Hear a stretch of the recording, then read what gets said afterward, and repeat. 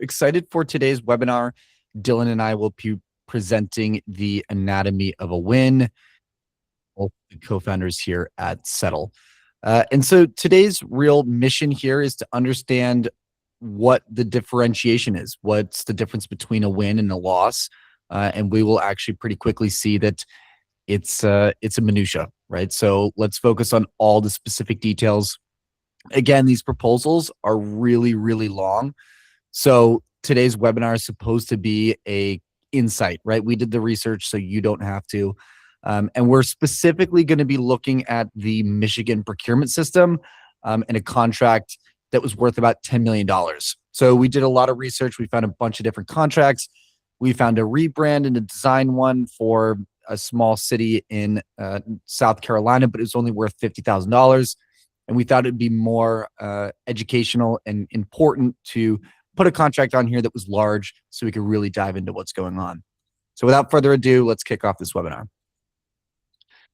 A quick agenda. So an intro, like I mentioned before, Dylan and I are the founders of Settle, for anybody who's just joining. And the goal here is we're going to review 3 specific RFP responses to one RFP that was posted. So the state of Michigan posted an RFP. This was back in June of 2025. And we are going to review the 3 responses. And then the next section is really determining what separated the winners from the losers. We're going to look at that scoring rubric, the criteria, and how they actually determine the winner. And then we're going to talk through this more, and we'll leave some questions and answers for the end. So, one RFP, 11 proposals, and we're going to dissect each in all of those. So just an overview, there's 3 companies we're going to be talking about, 11 placed bids, but it was just too much context to include all 11. So we've included 3 here, TechRudder, Slalom, and Learning Mate. Now, Learning Mate ended up actually winning this bid with about a $10 million contract size.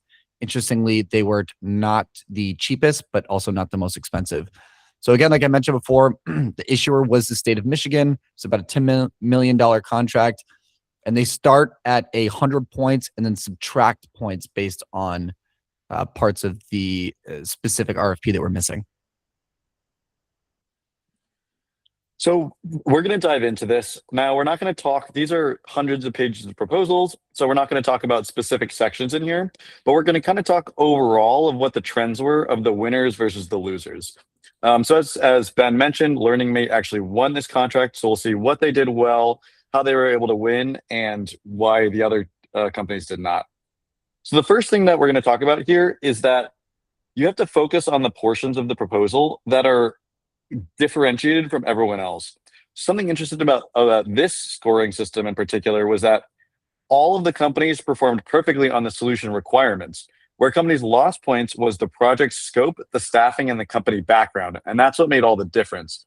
So if these companies spent all their time on the solution requirements, which seems like they might be the most important, they might have actually been missing out on points in the other areas that might not seem as important, but ended up making all the difference.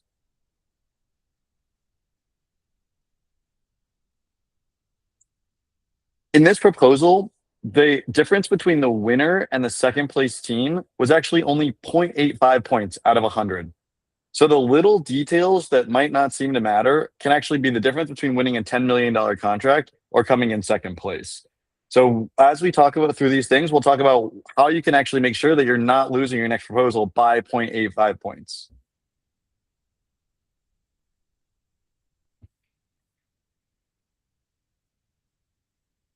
So when these proposals come out, they'll talk about what their criteria are of scoring.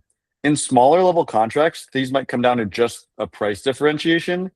However, in this case, it's determined by best value. So that's not just price, but also different criteria of how well these companies can perform and whether they're the best fit. So in this case, Michigan State provided these 6 points of what is determined by best value. So you go through these, and this will be different proposal to proposal, but it's very important to understand what actually they're looking for and what they're scoring you on. So a big part of this that we'll talk later on in the presentation is they cared a lot about whether they understood Michigan-specific data, Michigan-specific platforms, things like that. And you'll see when it came down to it, they ended up selecting the company that had the most experience with these Michigan specific contracts, Michigan specific data.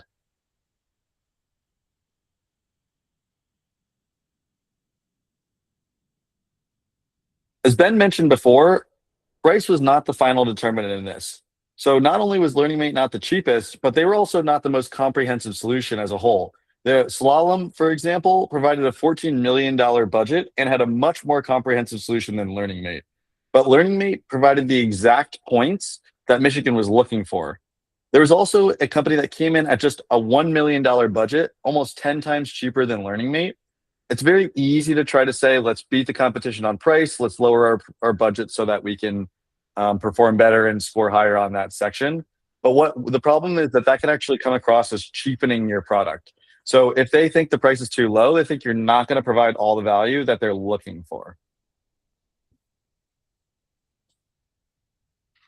Thank you, Dylan. So let's take a look at what the winners did right. So we did a lot of analysis on LearningMate's RFP and their proposal specifically, and most of their answers were specific. They weren't long. There was not a lot of jargon. They weren't general. They gave numbers and answered specifically. And we saw that this was really scored well.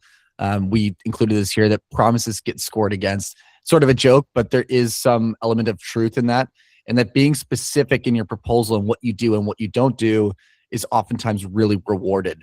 And they would even name the specific exact Azure service that they were going to provide, their SLA, et cetera. So all of these key details about what you provide can be really important. And specificity is oftentimes scored really well. So Dylan covered this as well, but I think this was potentially maybe the most important part of the proposal for LearningMate and why they won. So again, this was a Michigan procurement system, and the LearningMate proposal included a lot of Michigan specific kind of speak, right? And also these specific software systems that only a Michigan procurement team would know. And now I know for some of you, you might say, well, I don't have a Michigan presence. That's okay, right? If you don't necessarily have a local presence within where the proposal is being posted, that's okay. But anything you can do to prove that you understand that locality can also be really beneficial.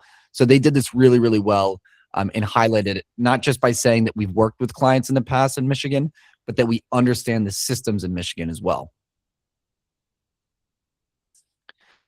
This was also interesting. So LearningMate actually pushed back on the proposed plan, and I believe they were the only one to do so. Dylan, you can correct me if I'm wrong. But they actually looked at the plan that Michigan put forth and said, well, we actually think that this could be tweaked and it could be better and it could be improved, and we don't want to do that. I think this is actually interesting because I think for most of us, we'd think, well, they put forth the plan, let me agree to it because they're the ones paying me. But actually pushing back on this showed a sense of criticism and a sense of care that they understood truly this entire procurement process.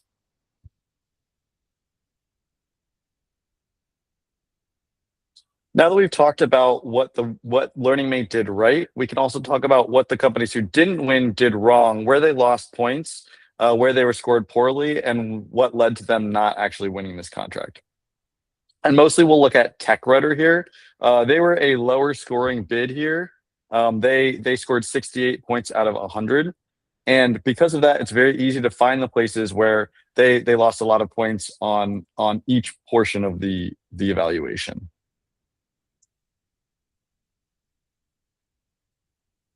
The first thing that we saw, which was jumped out at us, and because of that, we know it jumped out at the evaluators as well, is TechRudder was using a lot of the exact same phrases over and over again in the proposal. And what that screams to us, to evaluators, is you're reusing a template that was previously created and is not very original. And what that means, that's not necessarily bad in and of itself, but what that tells the evaluators is that this company is not necessarily a great fit for us specifically. They might just be reusing this template over and over again. And this is incredibly obvious in this one. For example, this first sentence, mitigation includes thorough testing, regular updates, and user training. TechRudder used that 55 times throughout their proposal. 55 times. If you're reading it, someone's reading it, they're going to they're going to see that and they're going to flag it. The second fragment, we will develop functionality within the ... 150 times, 155 times within the proposal. This one was actually because they had a habit of responding to the question by rephrasing the question at the beginning, which is a good strategy if you do it a couple times. If you do it 155 times, somebody's going to notice.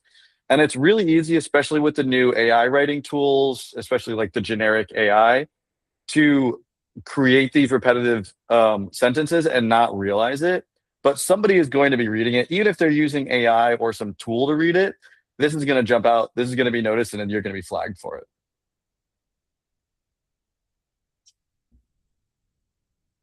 This is the basic one. TechRudder left about 8 of the mandatory sections blank. Some of these were smaller. Some of them, they kind of submitted something adjacent, but didn't fit the actual requirements.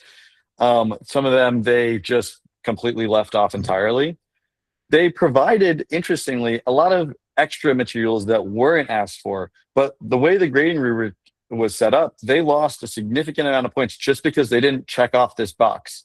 The block diagram, which was a very specific ask, they just completely left off and provided it in a different diagram form. They lost about 8 points because of that, specifically for losing that. This is really a really simple one, but we see it a lot. One way that you can make sure that you're not leaving these things blank is you can use software tools or just a third-party reviewer to make sure that you're going through and checking off all those boxes in your submission. It's really easy to draft something up and leave it out of your final submission, or forget about it and try to come back to it later and never actually get there. But this is really critical, and you'll lose very easy points for this.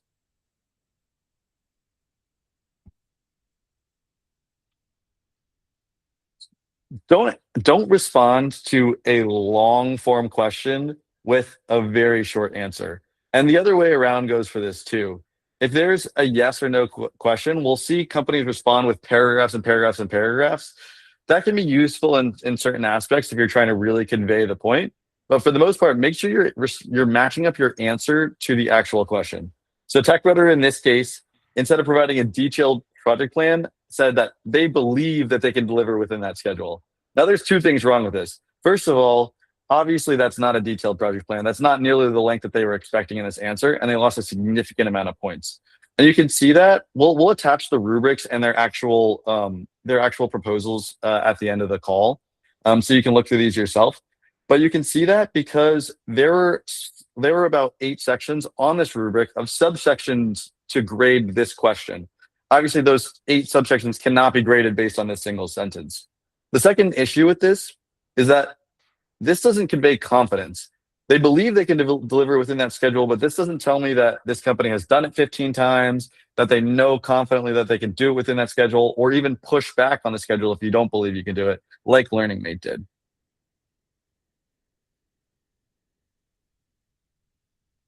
This is another basic level thing. These are 3 real typos from TechRudder's presentation. They gave... You may need to full screen it again. These are basic spelling errors that should be that are flagged either by AI, by your evaluator, that you can lose basic points for. It just shows care. If you polish your proposals, they'll see that, they'll notice it. And this also applies to the actual design of the proposal. Now, this varies wildly. If you're in, for example, you're competing for a design or a branding proposal, make it look nice. If it's a one for something that where the design doesn't matter as much, then it's okay to like leave off a little bit on that. But regardless, even if it's not an objective criteria, the evaluators are going to be influenced by how your proposal looks, how your proposal reads, if there's issues in it, things like that. All of the top 5 proposals that were selected to move on to the second stage here had beautifully done proposals. They had cover letters that were clear. They had nicely designed first pages, even though that wasn't a criteria at all.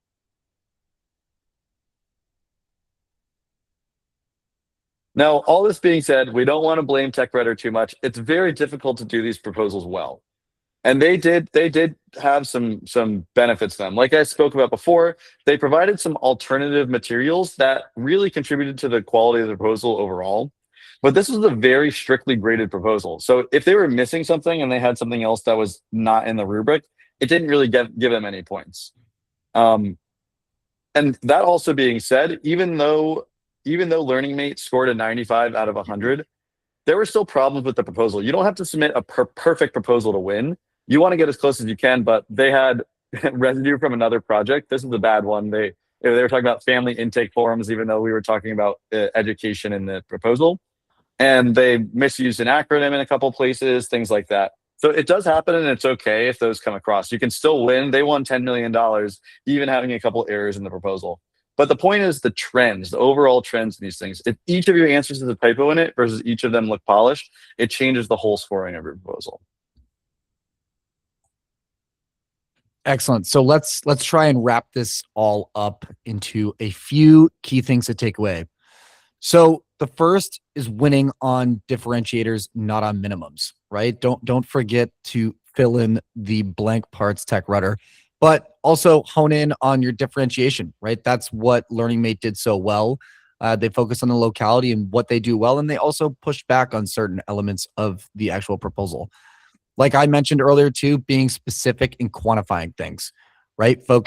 Focusing on a brief answer when that's required, or a bit of length when it's also required, right? So understanding that being specific is the most important thing, not just filling up a page to fill up a page or including jargon, being specific, and then reading it back, right? These proposals, each one of them was nearly 300 pages long. It's easy to get through that and then send it out and ship it without looking at it.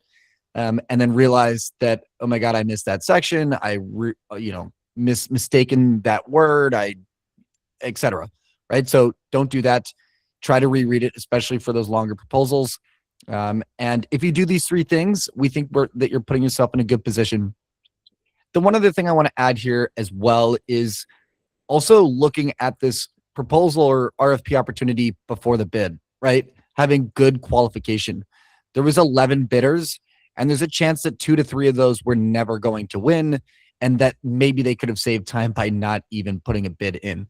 Now, for those top 3, those Learning Mate, those Slalom, they were well positioned to take on this RFP opportunity. So understanding if you do have that locality knowledge, right? Does it make sense to bid on this Michigan one, especially because I have won proposals like this previously? That would make a lot of sense as to why this is a good opportunity. So I would also look at, before you even get into the minutia of the scoring and the grading rubrics, I'd also start to understand, what does a winning proposal look like in terms of the opportunity, right? Where is it? What is the type of deal? What is the type of size?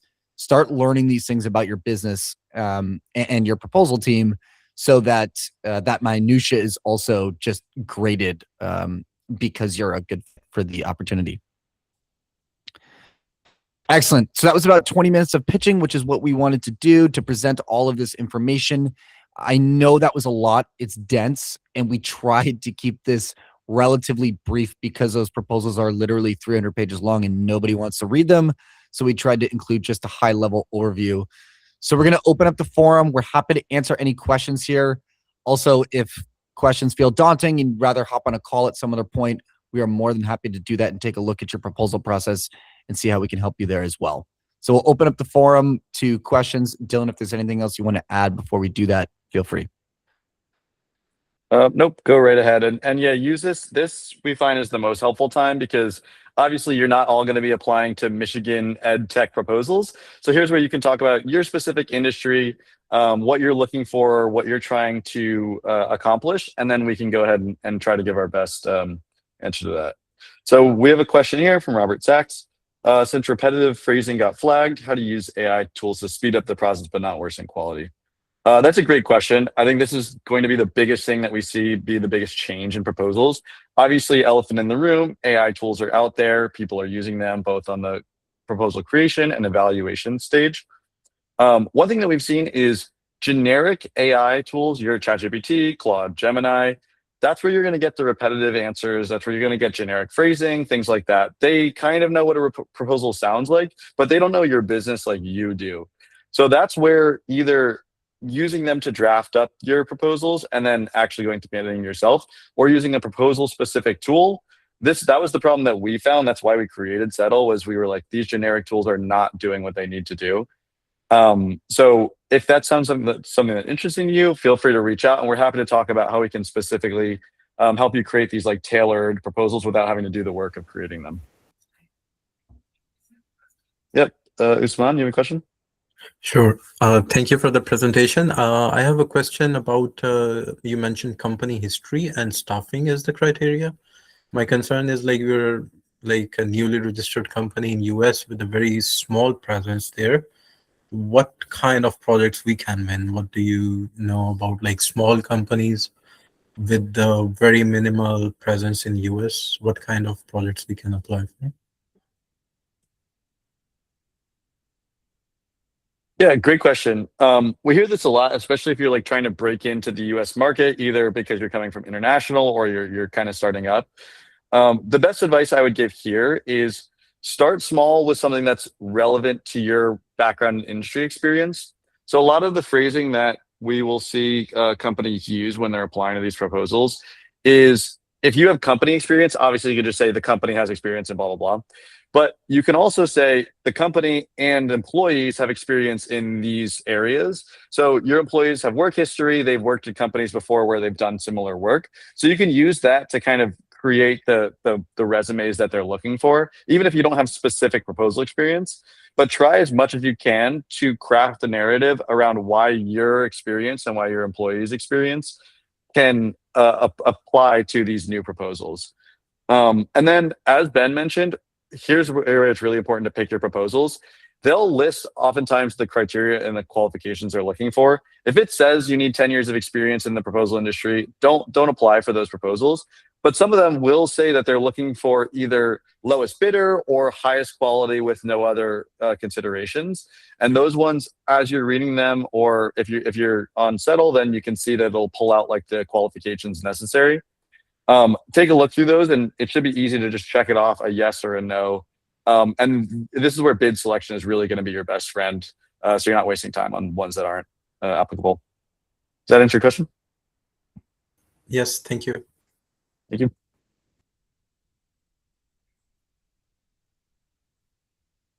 Another question from Robert here. When scoring is down to so few points for winning, how do you prioritize where to invest effort? Project scope, staffing, and company background seem to be where the real points are won for this one. How do you figure out the scoring? I can chat about this real quick, and then Ben, if you have anything else, feel free to add.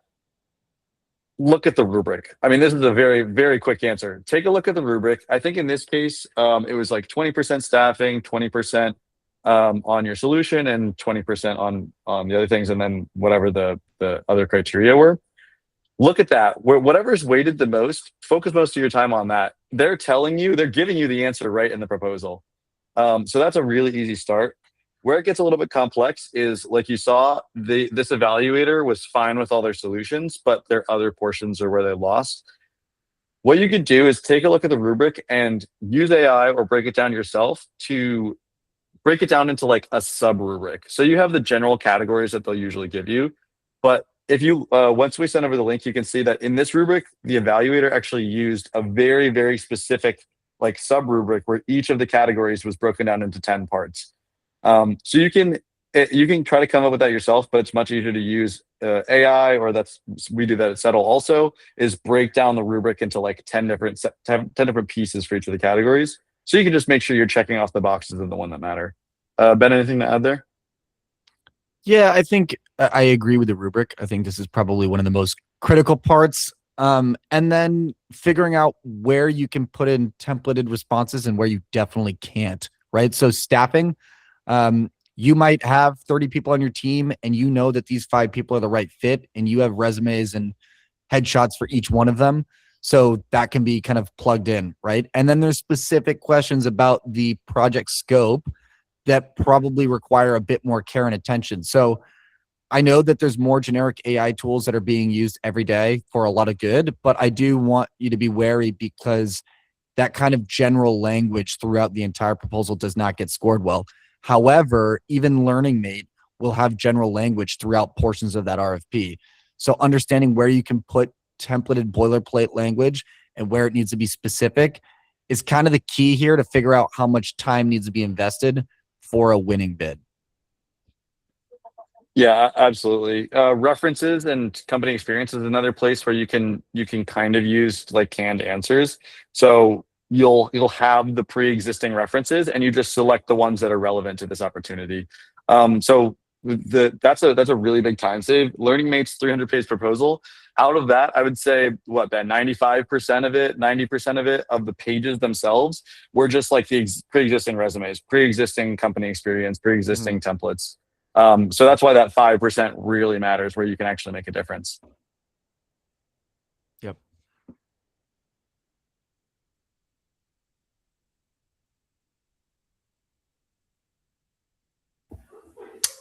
I can ask one more question. What kind of budget range do you see in the projects you have on your website? And how many states are you covering? We're in all 50 states and international. Budget range. So this will depend a little bit state to state. So the minimum qualification to actually put out an RFP, where they're required to, is usually between $25,000 and $50,000. But these proposals can go up. This one we identified was $10 million. There are like $50 million plus proposals. So there's a very wide range, but we won't really see anything below that 50K because they're just not required to put out an RFP. It's much easier to just select someone. 25K we'll see it in some states as well, if the requirement is lower. The average unsettles around $300,000, just for context.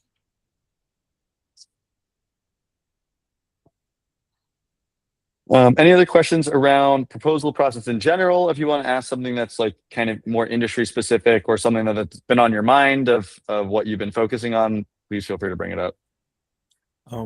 How can we use your platform? I have not signed up, I think, for that yet. So maybe if you have 2 minutes, you can give us a demo. Usman, why don't we can connect after this call? Feel free to shoot me an email, and I'd Sure. be happy to give you a demo just for the webinar. Let's keep it to the questions, and then we can. I'd love to learn about more. You and your team and what your process looks like. Yep. We'll send over some materials after the call. We'll send over the recording. We'll send over the actual links to these proposals so you can see them yourself. I think it's worth diving into like the scoring rubric and things like that as well. And that'll include some information about how you can learn more about Settle. Okay. I'm happy to help out. Thank you. Of course.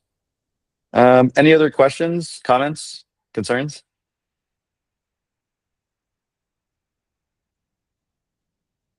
Awesome. I think unless there's anything else, we can probably wrap here. We'll send over all the materials that we mentioned, and we will get that to you. And thanks for joining, everyone. We'll keep you posted. We have these webinars about once every 2 weeks, so we'll keep an eye out. If you have any suggestions for anything that you'd like to see in a webinar, anything you'd like to see us discuss or evaluate, please let us know. We're happy to take that feedback. Yeah, thank you all for joining. We hope that these webinars are helpful, and it's great to meet you all. So feel free to follow up with an email. We'll actually send out all the materials. And if questions didn't come up today, but they come up later this afternoon or tomorrow, please do not hesitate to reach out. We'd love to connect. We're creating this community, and the goal here is to help teams win more revenue. And these processes are antiquated and difficult and hard, and we are trying to change that narrative and make it easy and seamless to win more revenue. So excited to connect. Thank you all for joining. And yeah, we'll stay in touch, and we'll follow up with an email and continue with these webinars as well. Love to see you all again. Take care. Bye-bye.